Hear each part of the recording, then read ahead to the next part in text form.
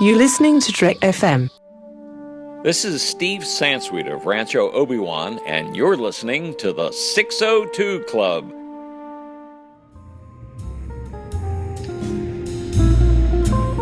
There was a little bar in Mill Valley where all the Starfleet trainees used to go. The 602 Club. You know it. I was there more times than I can remember. Welcome, everybody, to another episode of the 602 Club. We got a great supplemental for you this weekend. I'm excited to be coming to you from Wild Space. Hopefully the transmission is coming in loud and clear. We're beaming through Lothal, so hopefully you can pick us up. We got Star Wars Celebration coming up this week as we record, and I thought it would be fun to get together with a good Star Wars buddy and talk about some very random things, things you might not expect us to actually cover, but we're going to do it. And with me, to help me do that, is the one and only Mr. Scott Ryfun. How are you doing, Scott? I'm terrific. Let's explain. The reason I'm the one and only is because if there were two of me, there would be big trouble. That's true. I think universe-ending explosion is actually what happens. So yeah, could be. So let's not take that chance. No, let's not. Well, we're going to cover the Adventures in Wild Space books. We're going to cover the prologue and then book 1 and 2, and the reason we're doing that is and not doing more of them is those are the ones that have come out so far in the U.S.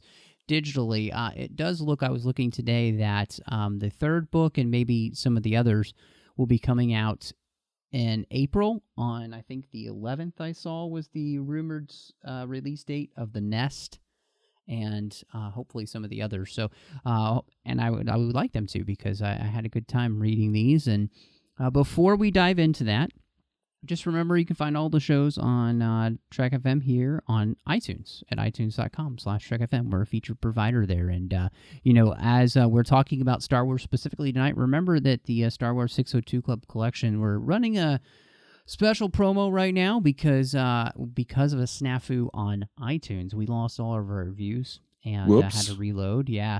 So, yeah, no fun. But it gave us the opportunity to run a contest for everyone. If you give us a star rating and give us a review, because we need that review, we're giving away 2 copies of Rogue One when it comes out. So make sure that you get your review in, and we'll pick a couple names out of hats, and they'll be the lucky winners of a brand new copy of Rogue One on Blu-ray. So.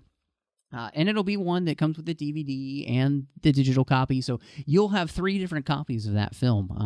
That's what we're doing. So go over there, do that. You can find us on Twitter at TrekFM, Facebook at facebook.com/TrekFM, and of course we have our listeners-only discussion group, the Babel Conference, on Facebook. And the best way to get to that is just go to Facebook, type Babel into the search field, or if you're on our website at Trek.fm, you can hit discussion on any of the show pages, and that'll bring you to the group. And so Scott, this is a fun series and an interesting series, because it's, I think, the only series right now that actually started in the UK and then was released in the US. Yeah, in fact, I got so scared that I wasn't going to be able to get this. I'm, a little bit of a Star Wars bibliophile, as many people know by now.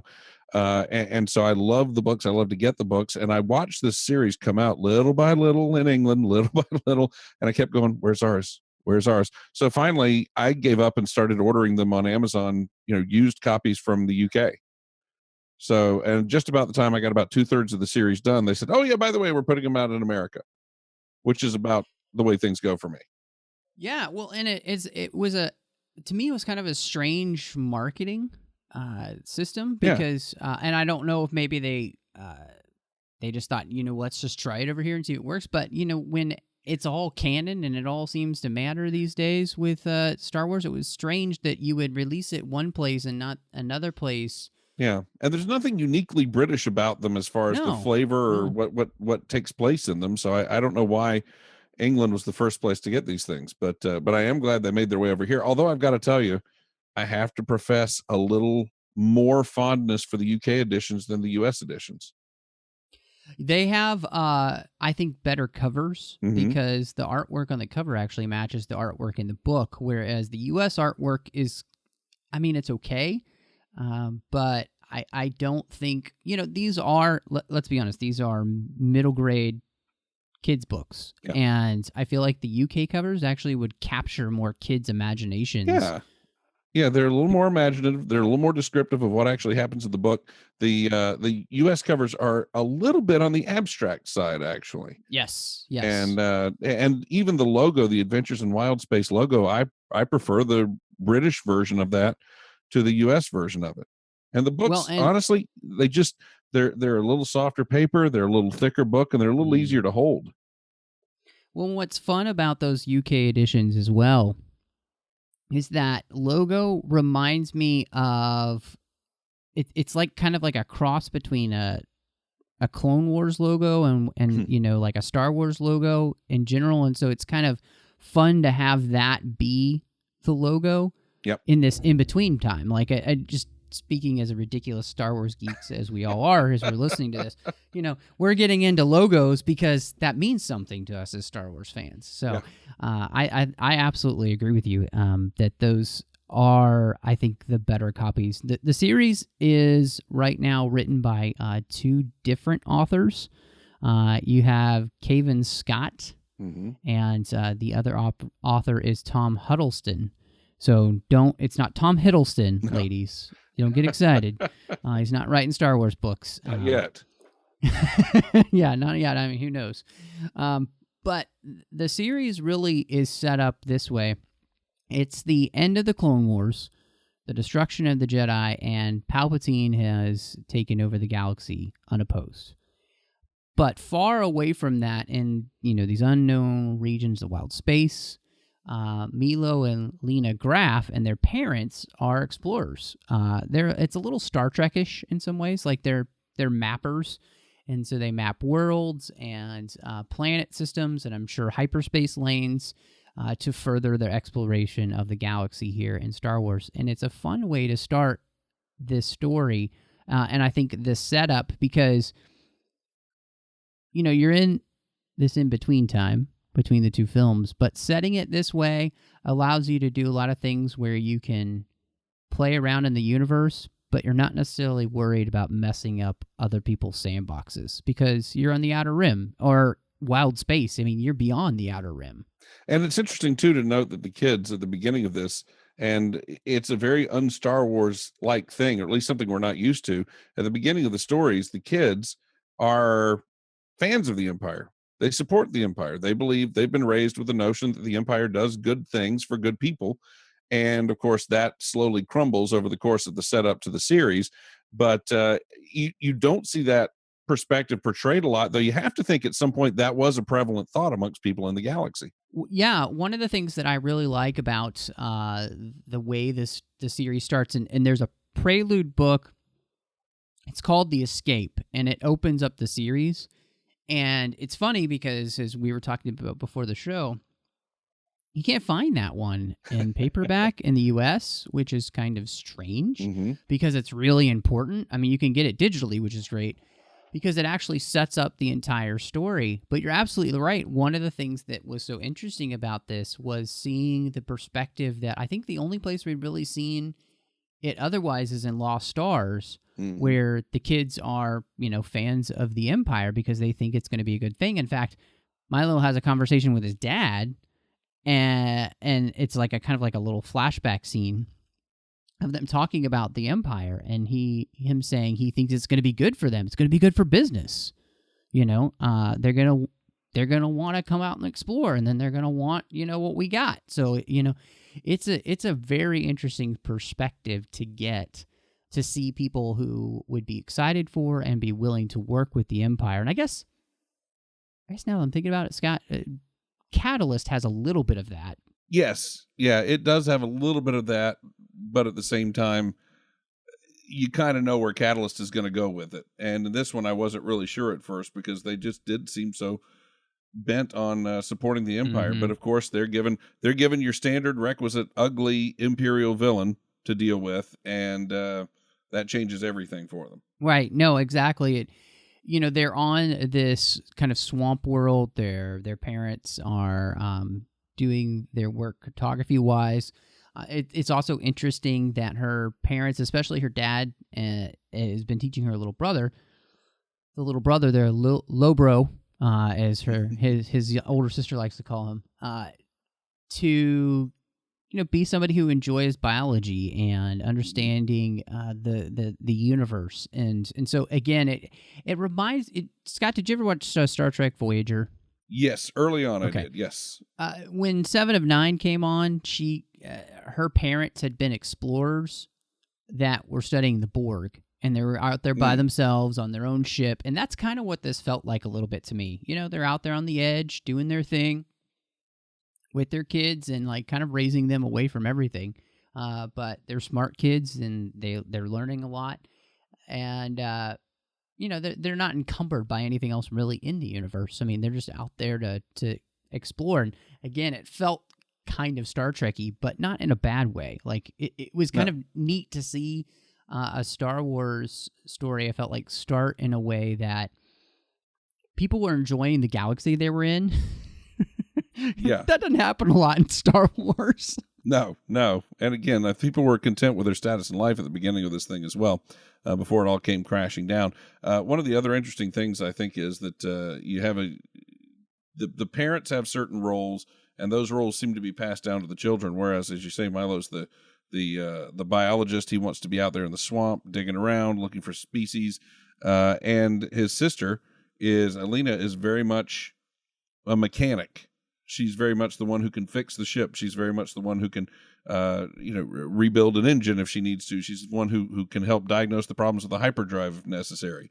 And so they've both got their distinct sets of personalities and skill sets, and they're very close to each other in age. They're only, as I understand, a year apart from each other. So it does give a really good dynamic. Him being the little brother, a little more mischievous, a little more. She's got to watch out for him and look out for him a little more.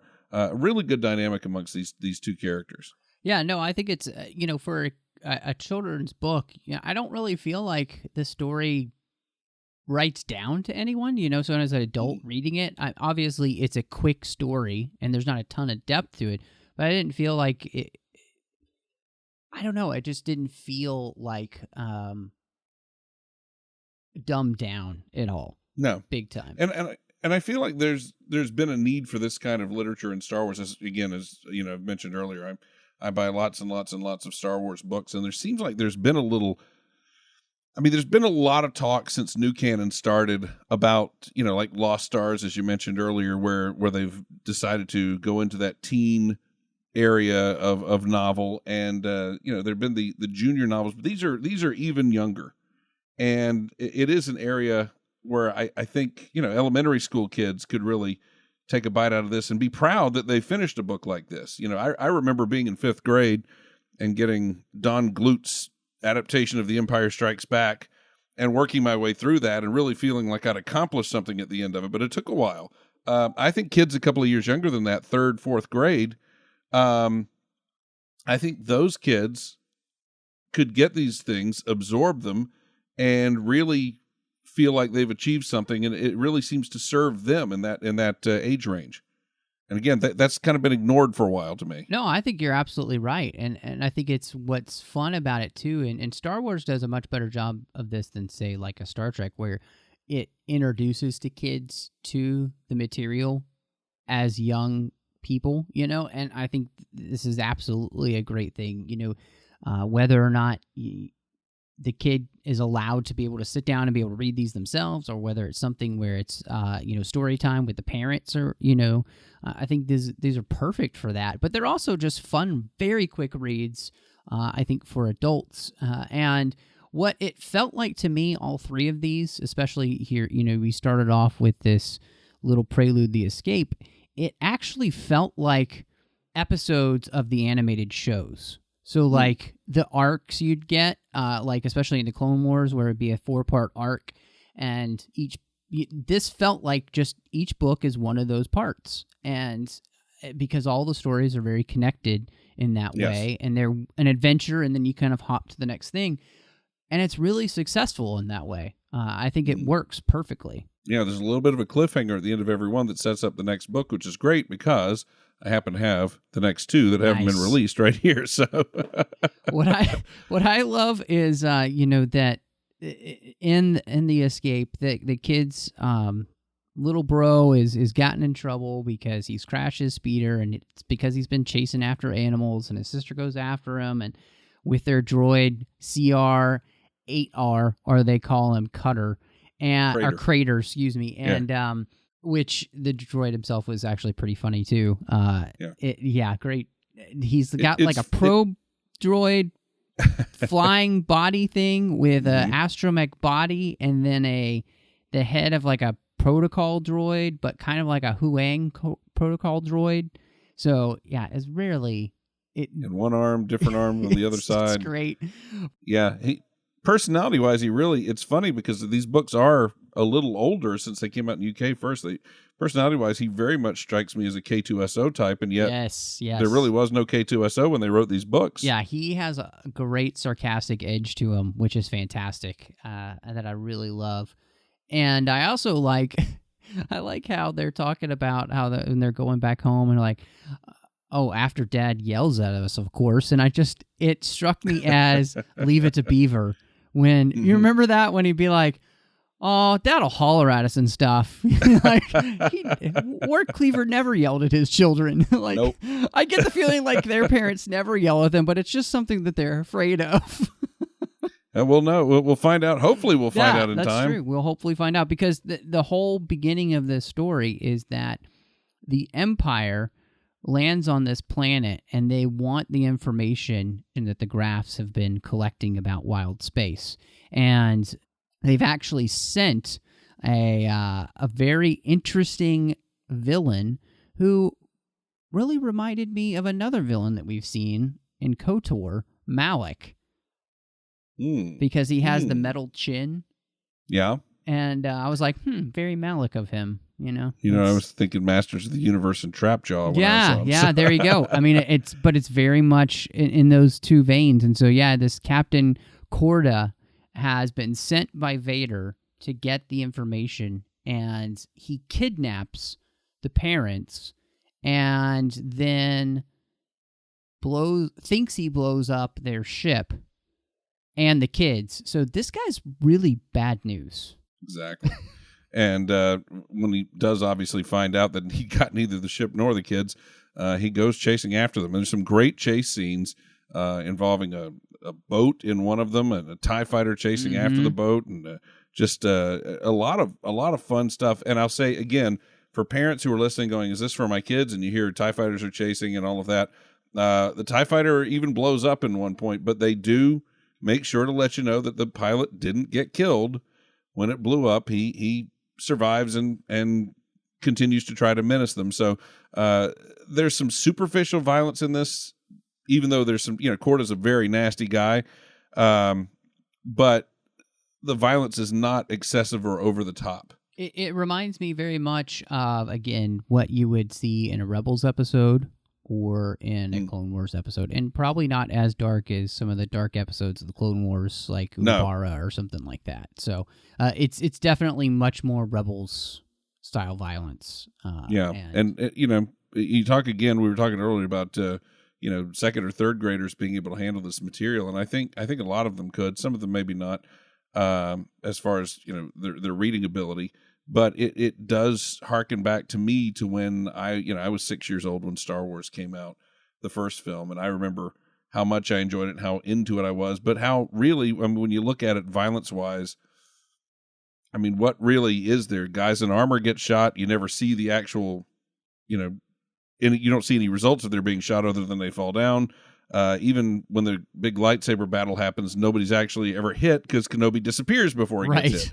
So, the violence level to me is very reminiscent of that original Star Wars film, where if anybody is even close to, you really see real, with the exception of, Aunt Beru and Uncle Owen, that kind of thing, or the cantina scene. Yeah. But it's there because it's part of what they do. And of course it's part of the situations they're in, but when it rolls around, it doesn't come across as something that's a bad kind of violence for kids to have to endure. You know, it's not anything that's damaging to them. So again, I would recommend kids get this as kind of an entree to the universe. Well, and it's interesting to watch the kids' journey, because here, especially by the end of the first book, they are having this little conversation as they're making their escape and heading to Thune to look for their parents' partner so they can try and catch up and figure out what's going on and hopefully find some safety. They have this wonderful little conversation, and Milo says, so it's the Graf kids against the Empire, eh? And Lena watched the coordinates scroll across the monitor, and it says, looks like it. And here I was thinking the Imperials were the good guys. And it's what I like about what the story does, and specifically kind of talking about it from the standpoint of, like, if I was a parent, this is a great way of being able to talk about some larger things with your kids, that not everybody in power is always a good person, and those kind of issues. And I think, one of the beauties of Star Wars is the way that it has those morals, meanings, and messages that are kind of universal, and parents can help impart to their kids and give them a way to talk about things like that. And I think this series really does it. And what was interesting to me here, Scott, is in the Snare, the second book, we find out as the kids travel to Thune and they're being pursued by Captain Korda, we find out that Vader has specifically sent Korda to get this information from the Grafs, which led me to a question then about Empire's End and Aftermath and what we learned about Palpatine creating the contingency plan, because he felt this dark presence beyond the galaxy, and his first step was in getting information about wild space and beyond. And we learned that part of the information that he got from wild space came from Thrawn, but I'm wondering if this is actually that first step in that plan, that he's using people like this to get that information about places that haven't been explored yet, and then of course going beyond that. So that could be a reach, but no, actually that sounds very plausible, especially, considering it's the theme of it. And what's interesting is, and you don't see a lot of this, to me, in a lot of just Imperial era Star Wars, is that the Grafs are out there doing this, and then their plan is, once they get everything mapped, their plan is to sell that data. Right. That's what they're going to do. And you don't see a lot of that in, mid-Empire Star Wars literature or stories, comics, any of that, where people are actually doing business and happily doing business. And so that's their plan, is to go gather this information and sell it. The Empire suddenly, once they amass a large amount of this information, decides they have other plans for that information, and selling it is not going to be item number one. But again, that could also, to me, speak to one of the themes of these stories is, you don't have the freedom to pursue what you want to pursue. You don't have the freedom to pursue your career per se, unless it is directly in the service of the Emperor. And that's how the Graf family finds out, the hard way. Yeah, no, I think you're absolutely right. And it creates this, this great story, a little side story, and especially, for kids who might be not old enough at this kind of point to see like a Rogue One or something like that, this kind of sets them up for that story, though, because they see the corruptive influence of the Empire and the power that it has, and that this absolute power is corrupting absolutely. And, Korda even says, I could do whatever I want, because I'm the Empire, and yeah, the kids are learning this, and of course he's not afraid to say that kind of thing to them because there's no worry for him.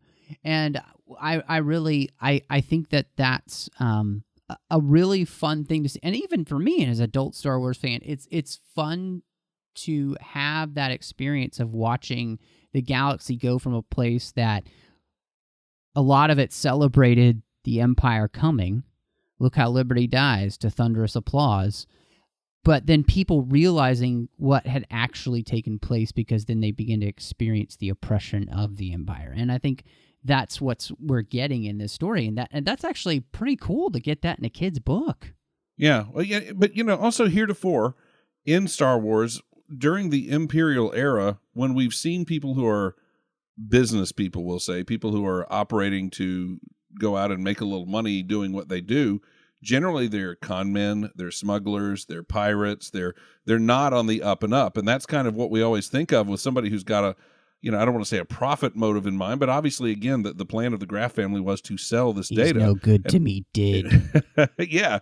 You see the bounty hunters, you see the underworld. That's who actually goes and engages in business. But at some point, obviously, that wasn't the case in the Empire, or these folks wouldn't have been out there doing what they were doing. And it seems like maybe this is coming at a point where the Empire is starting to crack down on people's independent business operations and that kind of thing, and making it so that the only economy really is the underworld economy. What's great here, too, and I have to say, I think that Cavan Scott actually really got the Vader dialogue, because there's just a little bit of dialogue there. But it's short, crisp, and to the point. And he's... Corda answers the call from Vader, and Vader's like, you can tell me that you have those maps. And he's like, well, we'll soon have them. We're all fine here, basically. And then he's talking about how, but the children, and then Vader says, children. Yeah, children. You're being what? evaded Children? by children. Like, it's just odd. It's a great conversation. Oh, man, I love it. Yep, absolutely. What's fun too. So again, we were talking about how these books are connected. They in the Snare, they go to meet their parents' partner, Dill Pexton, who is a Solistan, and Solistan has sold them out, basically the same way that Lando sold out, Han and Leia, and exactly the same way. Yeah, and because he's being threatened, and I mean, you can understand in some ways. So the kids have to do everything they can to get away, and like you said, there's a great chase scene on a boat and with TIE fighters, and they finally get off this awful planet. Like, it's an interesting planet too. It's one with it sounded like a whole planet that's like Venice. Yeah. Which was kind of cool. Like, very cool thought that you had a whole planet kind of like Venice. And they get away, and they're trying to figure out where to go next, and they hear what they think is a rebel transmission. Yep. And they're like, oh, so if somebody's like against the Empire, maybe they can help us. And then the nest leads us to where they go to they trace that rebel transmission to a planet, and they land, and it's definitely not what they expected. No, not in the slightest. And their hyperdrive breaks on the way over there, which, has anybody developed a reliable hyperdrive at this point in the Star Wars galaxy? They tend to go out a lot. They do. Although I do have to say, these kids have kind of been through the loop. One of the fun things is that each of the books has pictures in it, and which is really cool, because a lot of times in Star Wars books, and look, I'm a huge fan, but I'm not one of those people who could tell you what the name and number of all this different Star Wars ships or guns or even aliens is. So what's great about these books is they have pictures in there to give you a reference of what the kids look like, what the ships look like, that kind of stuff. And the fun thing is their ship, it kind of looks a little bit like an Imperial Tidarium class ship.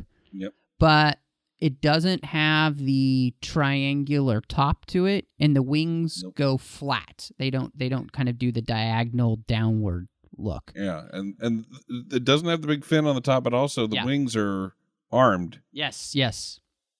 There's weaponry on the arms as well, which are the wings as well, which gives them some opportunity sometimes for self-defense. Yes, and I think they call them like a mining laser. So that, I mean, it's meant for other things other than defense, but it of course still gets used that way. So yes.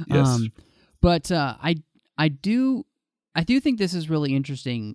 So in the first book, their parents, as they're getting stolen, send encrypted data to Crater. And this data allows him to be able to have all of these false identities for the ship that they have, which is kind of great. But the most interesting part, and this is one of the fun things that's running through the series so far in these first 3 books that we're talking about, what did he give them that's so important? And obviously he kind of has, in a lot of ways, he's the R2 where he's carrying the data, but they don't even know what it is yet. And part of this is that they basically send a very low-level encrypted signal to him, and because it is so low level and he is so advanced, it's actually taking him extra time to process it. So as the first book goes on, he's only got a fraction of it processed. Fortunately, it was enough to get them the fake identity for their ship, but obviously this is going to become a thing as the books progress, is that he's continually discovering things that were sent to him in this data download, and he's having to process more and more and more of it. It's kind of like how in Legends, R2 started learning more and more and more about Padme and those kind of things. Yeah. Yeah. Oh, good point. But so what's fun about this is that it combines some interesting aspects of like the Clone Wars, where the planet that Ahsoka was stolen to and the Trandoshans are hunting people and different things. They land on a planet that's owned by a hunter. Like nobody else. I mean, we're in wild space. There's nobody else out here. And this planet, she has a bunch of things that she hunts. What's interesting is they end up in the midst of a hunt that they probably don't want to be a part of. And that's pretty much the whole story here, because until the very end is really them basically finding out they should never have landed on this planet at all. Yeah, if they were tracking down the source of that transmission, it didn't quite work out for them. But the hunt very much reminds me, though, of the Rathtar chase in The Force Awakens. Yeah. Very dangerous animals being hunted. The crew, remember, Solo says in The Force Awakens had a lot bigger crew. Yeah. And the crew gets taken out by some of these animals as well as they are on the planet's surface. And so this hunter, she has some interesting and unique tools where she has, I guess, a helmet that amplifies her ability to smell and to see and to hear, so that it aids her in hunting. But she's also someone who doesn't. And I one of the things that flashed through my head, and maybe it will through yours. Remember the big hullabaloo on the internet last year when people were going to Africa and they were going to these big game safaris where they were set up to go kill, a lion or whatever animal. Yep. And this hunter says, they have that. I don't like that. Mm-hmm. I want real hunting. I want to really track these animals down and really take them out, really best them. Yep. Whereas with these set up places, and again, I think of the places in Africa where they do this, they're really just setting them up to be killed by you, and that's it. It's not very sporting, obviously. Right. Absolutely. I mean, it takes no skill really to shoot an animal that's in an area which it can't get away from. There's no chase. There's no actual hunt. There's no skill involved. Other than you knowing how to use a gun, so, but that's, hunting in and of itself is such a, and I know a lot of hunters. I grew up in Dallas, Texas, and a lot of my friends were big hunters, and they really enjoy it. There are also people who, eat the meat of what they kill, so they're not just doing it for sport. But the whole process of being able to spend out time outdoors, of tracking whatever they're hunting and all that kind of stuff, it's a skill, So yeah, absolutely, that was really interesting and kind of a lot of fun to see in the Star Wars universe. This whole idea and what was fun about this whole series so far is that it's kind of expanding what Star Wars is, that. And to me, that's exactly what Clone Wars did so well for the Star Wars universe. And that's what George was always about, of being able to find a way to expand the Star Wars universe. If I can say anything about these books in praise, and I will, they feel like Clone Wars episodes because each book kind of has a distinct flavor to it, the way the Clone Wars would. We're going to do a Godzilla arc, and then we're going to do a noir arc, and then we're going to do, they would, this very much feels in that framework, and they are doing a very good job of creating the serial feel from the 30s with this story sense, and kind of giving kids almost their own serials in that way. Yeah, and I think the pacing's interesting because I always, when I've gotten in the middle of these books, and I've wondered how, and I, though I have the physical copies, I did read them on the Kindle, and so you're looking at that percentage tracker go by as you're reading it, and you're going, how in the world are they going to get from here to where they need to be by the time this book is over, because it's just flying by. And they always manage to not only do it, but to do it in a way that is exciting and action-packed and adventurous. I'm amazed at the pacing of these things. I really am. Well, I think you're absolutely right. One of the fun parts about, and I've read a lot of tie-in fiction, Star Wars and Star Trek, and Star Trek does some ebooks as well that are just specifically ebooks. And what's great about those is I think sometimes the limited page count helps the authors to come up with stories that are quick and to the point without a lot of extraneous material or feeling like they have to have extraneous material. And that happens so well in these books with these stories because each one is to the point about what this story is going to be about, and it's not necessarily worrying too much about the next story. But then here, like, say, in The Nest, by the very end, they drop a huge part of where you're going to go in the next book, and it's a huge connection for us. It is. It's funny, though, you talk about the amount of time spent in these stories. I have a friend who is a Nebula Award-winning author, and I was talking to him about a story I had written and that I was thinking about submitting for publication, and the first thing he said to me, not even about the content, not even about the style, not about the story, was, what's your word count? And when I told him, he's like, well, that's probably about 80,000 words too short for what they want. And I thought, well, but that's the story I told. And so if it's the story I told, why would we, puff it up with stuff that obviously doesn't belong there? And that is what happens a lot of the time with a lot of these books is there's sometimes, I can remember, if I can name names, I think the Corellia trilogy plainly seemed to be given life as one book and became three. And it showed because I think they still had one book's worth of plot and expanded it into 3 books worth of words. And, that what's nice about these is that they don't seem to be really, they seem to be, let's get in here, let's do what we've got to do, let's tell the story we've got to tell, and then let's get out and not worry about anything extra. And it would be refreshing to see more fiction, more adult fiction be like that. Well, and I mean, gosh, specifically, the Aftermath trilogy would have been helped with more focus like this, specifically. So no, but or complete sentences as they have. Well, and it's funny because we were saying the same thing. We just talked about Iron Fist on a different supplemental here on the show, and we were mentioning how that struggled with pacing in that series. So it even happens on TV and film. I mean, really, pacing is such a huge issue, and if you get that wrong, it can still be good, but it might not be as good. Well, to me, even Jessica Jones suffered from that. I mean, if we're going to step off into the Netflix stuff, I think Jessica Jones was a terrific series. I think most people agree, but right around episode 7 to about 11, it seemed like they were really just marking time because they said, we've got to fill 13 episodes and not we've got to tell our story. Well, and I think they'd be better off telling their story and then going, okay, look how many episodes it fits into, rather than saying we've got a 13 episode commitment, especially on something like Netflix where you don't have to fill up 13 weeks of programming. Absolutely. Well, and what's great, and again, I think this series specifically here so far with what we've read, they do such a great job of knowing what their audience is.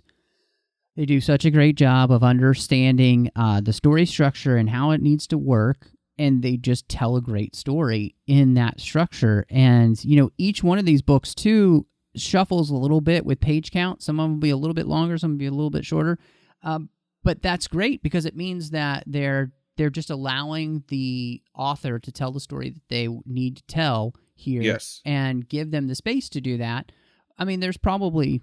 I'm sure there's some word count, you need, but it's worked so far. And I think one of the fun things is that, the Nest really sets us up because we find out that these transmissions were only being rebroadcast from this planet that we were at. Where they're really coming from, where the source of them is Lothal. And when I saw that, because I'm honestly, there's barely any write up for these books on Wikipedia.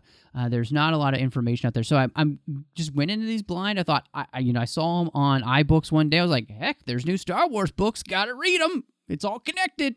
They suckered me. Just take my money. And I had no idea that this would have any kind of connection maybe with the Rebels series. So now I can't wait to dive into the rest of the series. The rest of the series looks like this. So we talked about tonight the Escape, the Snare, and the Nest. And the rest of the books are the Steal, which is actually going to be called the Heist in America. Interesting. The Heist, okay. Yeah. The Dark, the Cold, and then the Rescue. And so, yeah, I'm actually really excited to see where this goes next and who we meet up with on Lothal. I mean, are we going to meet up with our rebels? I don't know. So we've got friends there, don't we? Yeah, we do have friends there. So this has been super fun, and I cannot believe that what amounted to probably, if you had actual page count and like an adult size font, was probably like 120 pages, 130 pages. We talked about it for 45 minutes. So, I mean, that's the kind of fun here. If you were going to throw, for these first three, what would you rate them, Scott? I was thinking we could do an adult rating, and then thinking in mind specifically for kids, where do you think you'd go? Well, it's interesting. Now, what's our scale here?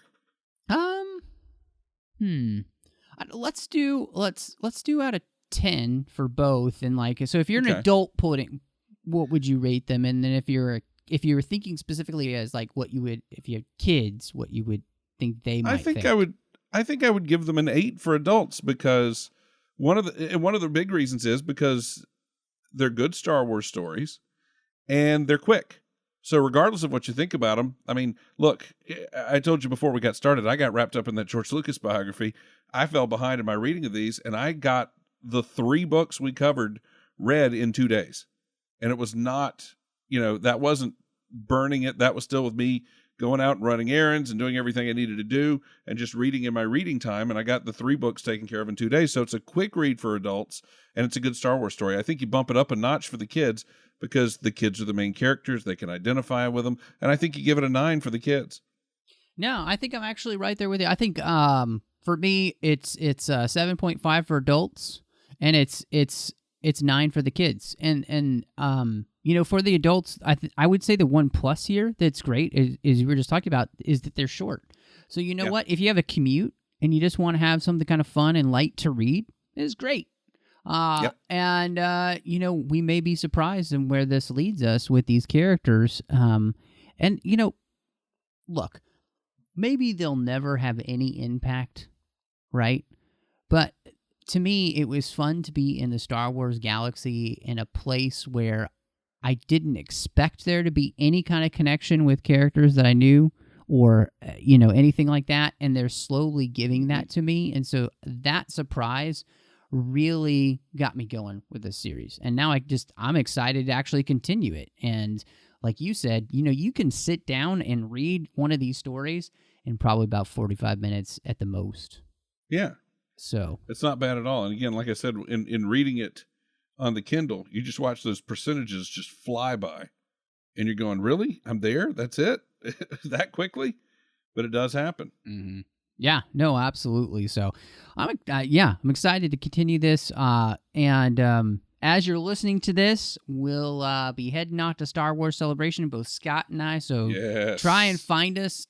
This is if you're listening to this in the future, doesn't matter. But as of 2017 here, make sure to look for us. And I'm really excited to do that with everyone. And, I want to say a huge thank you. We get to do these shows here on the 602 Club because of our associate producers through Patreon, Ken Tripp and Davis Grayson. They make it possible, and so does everybody else who supports us through Patreon. It's a huge network that we have here, and there's no way that we can do it on our own, and we really need your help. So we encourage you to go over there to patreon.com/TrekFM and check out the ways in which you can support the network and make sure that we come to you each and every week. Again, that's patreon.com/trekfm. I got one more thing for you. I've been flipping through the heist here. Oh, yeah? I got 2 words for you. Visago and Bridger. Oh, all I'm gonna that's a say. great, there you go. Well, I know I'm going to be excited, Scott, one, to have you back here to talk more of this series, because I think we definitely need to follow up on it and see where the rest of it goes. But, of course, just to have you back in general. If anybody's looking for you, wants to talk about anything Star Wars related or anything else, tell them all about what you do online and where they can hit you up. Right now I'm hiding. That's I'm just hiding.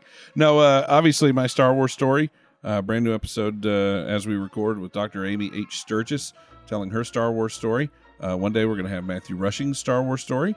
And it is at mystarwarsstory.com. It's also on Twitter at mystarwarsstory. And you can find me at Ryfun on Twitter and Facebook. And you know, if you want some bare knuckles brawling morning talk show stuff, I can be found weekdays 7 to 10 Eastern on 1440 WGIG, which is available all around the world on the iHeartRadio app. Awesome, which everybody should be checking out if you want a good morning listen. Want to thank you for coming on, Scott. It was super fun to do this. And always. Yeah, looking forward to seeing you at Celebration. Now, if you're looking for me, you can find me on Twitter at MattRushing02. I'm on Instagram at MRushing.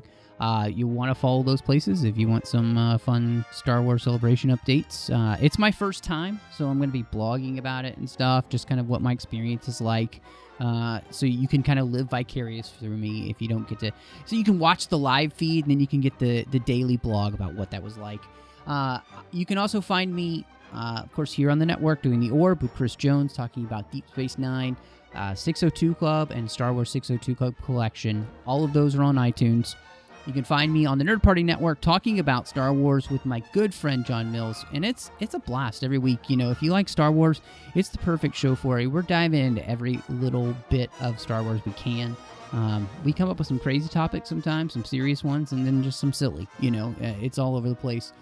And then the last but not least, talking about the Harry Potter series with Drea Kaufman on Owl Post, a Harry Potter podcast, and that we walk through every single chapter of Harry Potter, one chapter at a time.